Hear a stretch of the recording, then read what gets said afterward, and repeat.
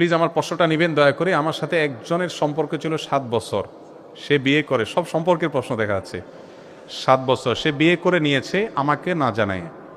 আমার সাথে তার তেমন কোনো ঘনিষ্ঠ সম্পর্ক ছিল না। আমি মাফ চাইছি, তাও নিজে আমার বারবার তার কথা মনে আসে। আমি মুভ অন করতে পারছি না কোনোভাবেই, পড়াশোনাও হচ্ছে না আমার। আমি আমার লাইফ ঠিক করব কিভাবে, মেন্টালি সিক হয়ে যাচ্ছি।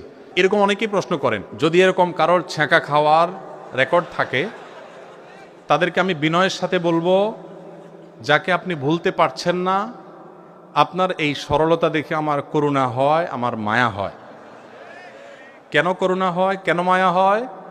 কারণ যে আপনাকে ছাড়া আরেকজনের সাথে বিবাহ করে সুন্দর জীবন যাপন করছে, আপনি তাকে ভুলতে পারা উচিত।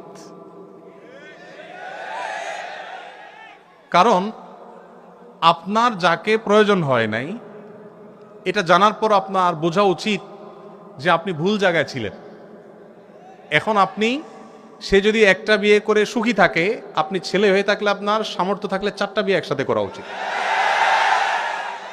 যাতে তার কাছে প্রমাণ করা যায় যে তুমি যদি আমার ছাড়া সুখী থাকতে পারো, তোমার চাইতে আমি বেশি সুখী আরো। এটা হলো বেটাগিরি।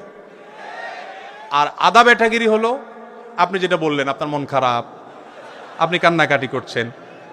কেন আপনি কান্নাকাটি করবেন? আপনার কিসে দুর্বলতা আছে?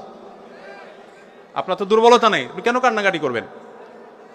হারাম সম্পর্ক থেকে আল্লাহ তাআলা উদ্ধার করেছেন, সামহাও যেভাবে হোক দুজনের পথ দুইটা হয়ে গেছে, আল্লাহর কাছে শুকর আদায় করেন এবং শুদ্ধতার পথে ফিরে আসেন।